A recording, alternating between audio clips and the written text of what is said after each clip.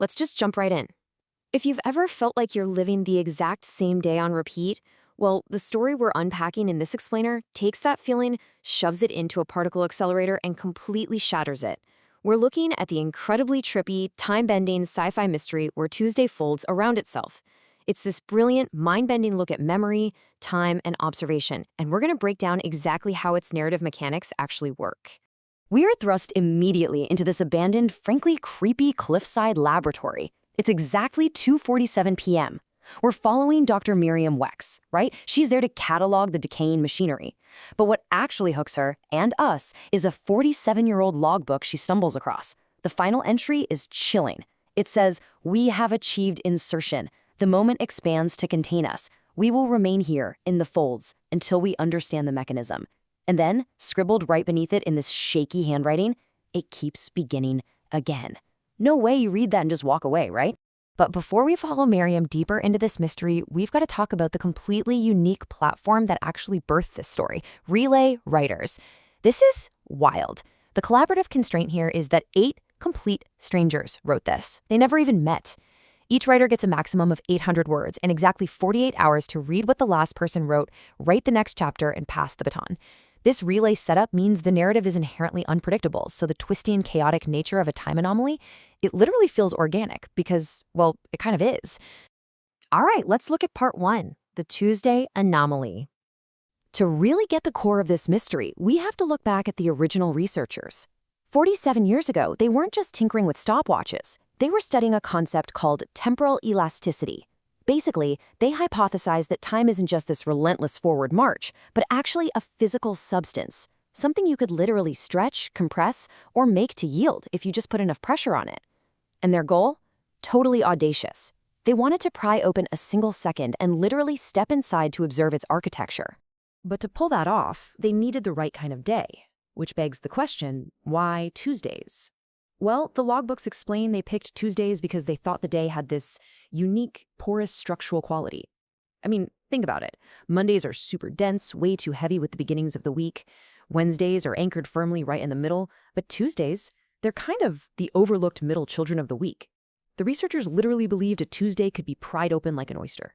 And Miriam very quickly realizes she's standing right inside that pried open oyster. She's trapped in a localized loop. Just look at the timeline of her immediate reality. It's 2:47 p.m. There's a coffee cup she hasn't poured yet, but it's sitting warm on a desk complete with her lipstick mark. The shadows on the wall just keep resetting to the exact same angle. And her watch, the second hand sweeps forward, hits the 12, and then just hesitates before it keeps going. She's totally caught in the fold. So that brings us to part 2, the evidence. Now, Miriam is a scientist, so she doesn't just completely lose it. She starts testing the boundaries of her prison.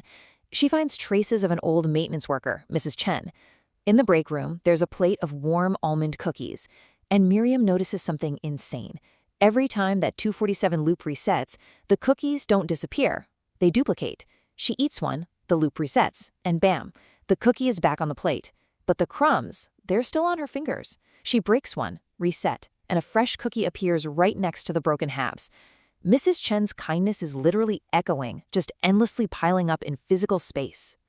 So Miriam pushes this even further. She opens Mrs. Chen's old logbooks and writes down one sentence. Object persists across iteration. She waits for the 2:47 reset, and when she checks the notebook again, her sentence is still there. But right beneath it, in a totally different, compressed handwriting, is this creepy reply. Subject does not. Okay, so the crucial takeaway here is that physical objects persist through these loops, but her own continuity, her memory, her identity is actively being wiped clean. This leads to this genuinely terrifying bifurcating reality. Miriam finds a note in her pocket, in her own handwriting, that she has absolutely no memory of writing. It just says, "Do not trust the reset." She flips it over, and that same unfamiliar, compressed script has replied, "You already did." She is literally fighting against a version of herself that's already made mistakes she can't remember inside a system that rewrites her awareness while leaving the physical clues behind. Talk about a nightmare. Okay, let's head down to part 3, the mechanism. Miriam knows she has to find the source of all this. Down in the dark, humming basement of the facility, she finds that everything revolves around one recurring integer, 12. There are 12 of Mrs. Chen's notebooks upstairs, 12 ticks backwards on the clock, and right in the center of the room, a massive carousel machine holding exactly 12 glass spheres, each filled with this bizarre, viscous liquid. As the anomaly really starts to destabilize under Miriam's probing, the liquid in these spheres turns into these crazy viewing portals, showing bizarre, recursive realities. Let's look at what she sees. Sphere 1 shows Mrs. Chen peeling an impossibly long infinite apple. Sphere 2 is just an endless, inescapable hallway. In Sphere 7, she sees infinite recursive reflections of herself just looking back into the spheres. In Sphere 12, it's a swirling, hollow vortex, literally pulling down all the fused, duplicated objects from the facility. The whole anomaly is fracturing right in front of her. Then, two overlapping versions of Mrs. Chen suddenly appear on the stairs, speaking in unison, and they drop the horrifying truth of the whole experiment. The researchers wanted to stand inside a moment, right? But observation requires an observer, and an observer requires duration. You literally cannot experience a static second without time passing in your own mind. They didn't just isolate a moment, they trapped the observers, creating 12 distinct durations just to act as structural pillars, holding this expanded Tuesday open. Which brings us to the climax, part 4, the resolution. Upstairs, that plate is practically an avalanche of duplicated cookies, while down in the basement, the spheres are glowing. The story describes it like television static rendered in honey. Beautiful but intense. Inside Sphere 12, a figure climbs up through that vortex of fused objects. It presses its hands against the glass. It's Miriam. The sphere shatters, and this alternate Miriam steps out. And then, one by one, the other 11 spheres crack open. 11 more Miriams step out. You've got 12 versions of Dr. Miriam Wex, each having experienced a slightly different slice of the loop, all converging on this one folded moment. Original Miriam realizes she's been treating this like a puzzle. She's been trying to solve the loop, hunting for the quote-unquote correct sequence to escape.